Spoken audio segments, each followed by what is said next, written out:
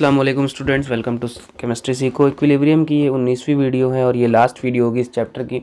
इस वीडियो में हम दो बची हुई टॉपिक के बारे में डिस्कस करेंगे, जिसमें सबसे पहला है बफर सोल्यूशन, देन उसके बाद हम लोग सॉल्युबिलिटी और सॉल्युबिलिटी प्रोडक्ट के ऊपर डिस्कशन करेंगे। तो वीडियो को एंड तक देखिएगा ताकि बातें आपको समझ में आ सकें, और फिर भी अगर कोई क्वेश्चन या डाउट हो जाता है तो कमेंट सेक्शन में ज़रूर पूछिएगा। तो चलिए सबसे पहले हम लोग बात करते हैं बफर सोल्यूशन के बारे में। तो बफर सोल्यूशन को अगर डिफ़ाइन किया जाए तो हम उसको ऐसे डिफ़ाइन कर सकते हैं कि ये एक ऐसा सोल्यूशन है जो किसी भी सोल्यूशन के पीएच को चेंज नहीं होने देता। यानी कि अगर सपोज़ करें हमारे पास ये एक सोल्यूशन है जो कैसा है, बफर है, तो इसमें अगर हम एसिड डालें या अगर हम बेस डालें तो इसका पीएच चेंज नहीं होगा। तो इसको हम लोग डेफिनेशन में ऐसे लिखते हैं कि solution which resist change in pH on adding of strong acid और बेस। यानी कि अगर हम कोई स्ट्रॉन्ग एसिड या कोई भी स्ट्रॉन्ग बेस डाल रहे हैं सोल्यूशन में तो उसका पीएच नहीं चेंज हो रहा है या बहुत ना के बराबर चेंज हो रहा है, तो ऐसे सोल्यूशन को हम लोग क्या बोलते हैं, बफर सोल्यूशन बोलते हैं। ठीक है, बफर सोल्यूशन जो होते हैं ये दो टाइप के होते हैं। ठीक, तो टू टाइप के होते हैं। सबसे पहले जो होता है वो हमारा होता है एसिडिक बफर, और दूसरा जो हमारा होता है वो होता है बेसिक बफर। एसिडिक बफर और दूसरा हमारा क्या होता है, बेसिक बफर। एसिडिक बफर को बनाने के लिए हमको क्या चाहिए होगा, एसिडिक बफर जो है वीक एसिड और सॉल्ट के साथ बनता है। कैसा सॉल्ट हो वीक एसिड और स्ट्रॉन्ग बेस का। इन दोनों को जब हम मिलाएंगे तो हमको क्या मिल जाएगा, एसिडिक बफर मिल जाएगा। इसी तरह से जो बेसिक बफर बनता है वो कैसा बनता है, अगर हम वीक बेस और सॉल्ट बनाएं, वीक बेस और स्ट्रॉन्ग एसिड का, तो हमको क्या मिल जाएगा, बेसिक बफर मिल जाता है। ठीक है, तो जैसे एग्जांपल के लिए अगर हम बात करें तो हमारे पास सपोज कर लेते हैं कि वीक एसिड में हम ले लेते हैं एसिटिक एसिड और सॉल्ट ले लेते हैं इसी का CH3COONA। ये जो Na पार्ट है ये स्ट्रॉन्ग बेस से आया है, मान लेते हैं वो NaOH से आया है। ठीक है, अब ये हमारे पास जो सोल्यूशन बनेगा ये कैसा होगा, ये एक बफर की तरह बिहेव करेगा। कैसा बफर, ये एसिडिक बफर की तरह बिहेव करेगा। ठीक है, जैसे कहने का मतलब ये हुआ कि ये हमारे पास जो सोल्यूशन है इसमें या अगर हम H+ मिलाएं या फिर हम क्या मिलाएं, OH- मिलाएं, तो दोनों को मिलाने पर इस पर कोई इफेक्ट नहीं पड़ता। ऐसा क्यों होता है, जो H+ होता है वो हमारा इस कंपोनेंट के साथ CH3CO कंपोनेंट के साथ रिएक्शन कर लेता है। सपोज करते हैं हमारे पास ये CH3COONA, जो H+ आता है वो इसके साथ रिएक्शन कर लेता है और हमारे पास क्या बन जाता है, CH3COOH बन जाता है। ठीक है, और अगेन हमारे पास ये वीक एसिड बन गया, तो ये कंपोनेंट के जो चेंज आना चाहिए था उसको रेजिस्ट करता है। इसी तरह अगर सपोज कर लेते हैं कोई बेस हम डाल रहे हैं, तो बेस जब हम डालते हैं तो हमारे पास ये दूसरा कंपोनेंट आ जाता है CH3COOH।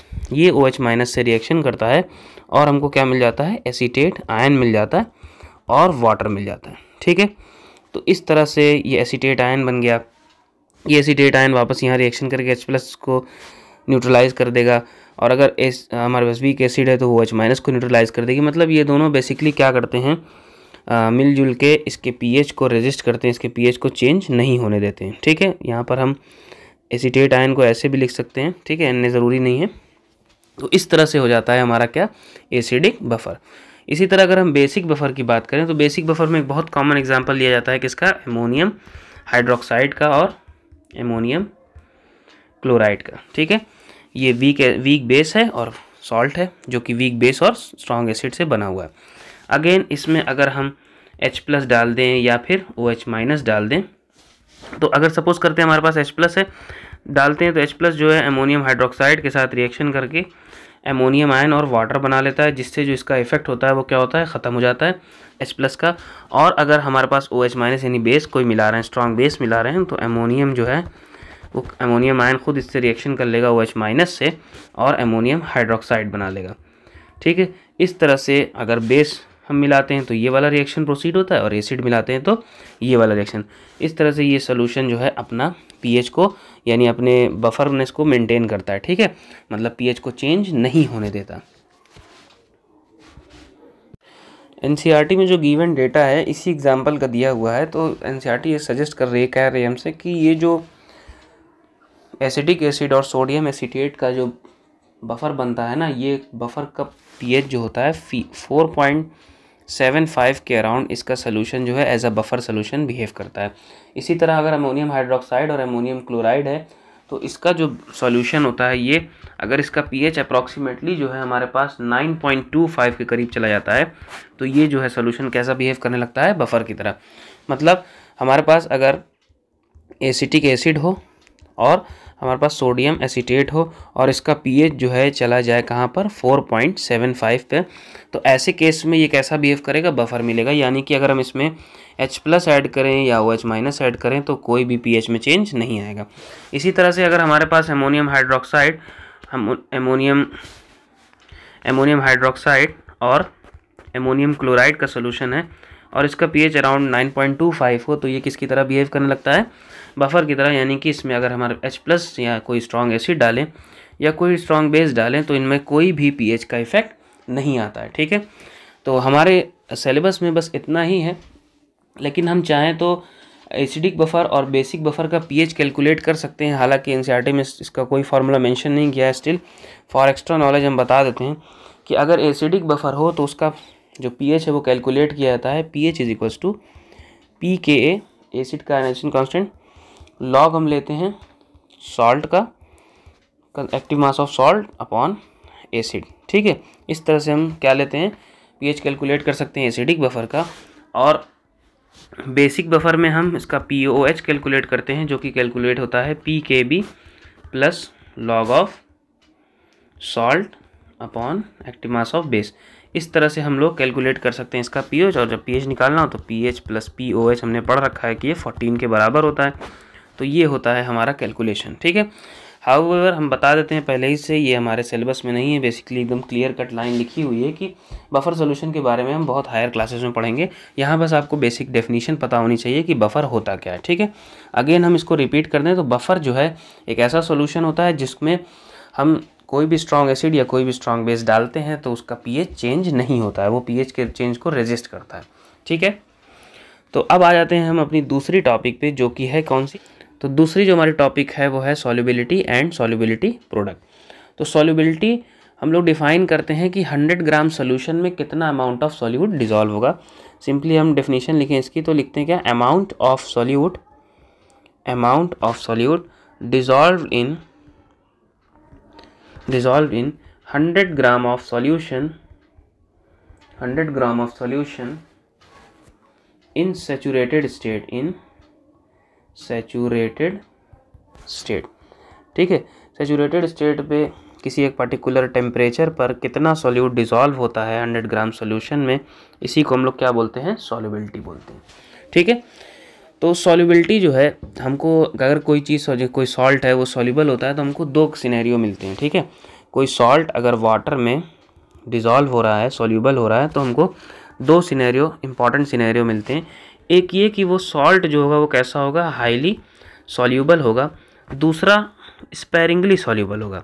स्पेरिंगली सॉल्युबल होने का मतलब क्या होता है, स्पेरिंगली सॉल्युबल होने का मतलब थोड़ा सा डिसॉल्व हो, हाईली सॉल्युबल होने का मतलब बहुत ज़्यादा। ठीक है, तो दो सिनेरियो हमको मिलता है।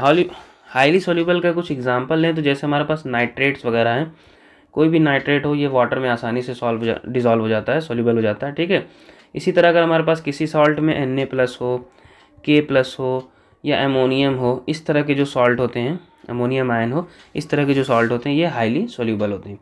इसी तरह स्पेरिंगली सॉल्युबल की बात करें तो स्पेरिंगली सॉल्युबल में हमको कुछ कंपाउंड मिलते हैं, जैसे सिल्वर क्लोराइड हो गया, सिल्वर ब्रोमाइड हो गया, बेरियम सल्फेट हो गया, ठीक है, लेड सल्फेट हो गया, इसी तरह जिंक सल्फाइड हो गया, सिल्वर आयोडाइड हो गया, ठीक है, एट्सेट्रा। या फॉस्फेट्स वगैरह भी होते हैं, PO4 3-। ठीक है, ये सारे भी क्या होते हैं, एट्सेट्रा, स्पेरिंगली सॉल्युबल होते हैं, थोड़ा बहुत मिलते हैं। ठीक, तो हमारे पास दो सिनेरियो मिलता है। तीसरा एक और सिनेरियो होता है जो नॉन सॉल्युबल होता है, क्योंकि हमको सॉल्युबिलिटी कैलकुलेट करनी है ना, तो हम वो चीज़ अगर डिसॉल्व हो ही नहीं रही कोई चीज़ तो उसको हम सॉल्युबिलिटी में इंक्लूड ही नहीं कर सकते। तो नॉन सॉल्युबल का अगर हम एग्जांपल लेने जाएं तो हमारे पास जैसे बहुत सारे कंपाउंड होते हैं, जैसे कि सपोज़ कर लें वाटर में, जैसे मान लीजिए बेंजीन वगैरह है, ये सब सॉल्युबल नहीं होता है। ठीक है, जैसे पेट्रोल है, ऑयल है, ये सारी चीज़ें सॉल्युबल नहीं होती हैं, तो इनको हम लोग नहीं कैलकुलेट कर सकते। ठीक है, इस केस में सॉल्युबिलिटी मिलेगी ही नहीं। तो ये हो जाता है हमारा सॉल्युबल। ठीक है, अब इसमें बारी आती है सॉल्युबिलिटी प्रोडक्ट की। तो सॉल्युबिलिटी प्रोडक्ट की अगर हम बात करें तो सॉल्युबिलिटी कैलकुलेट करने के लिए हमको कुछ चीज़ें करनी पड़ती हैं।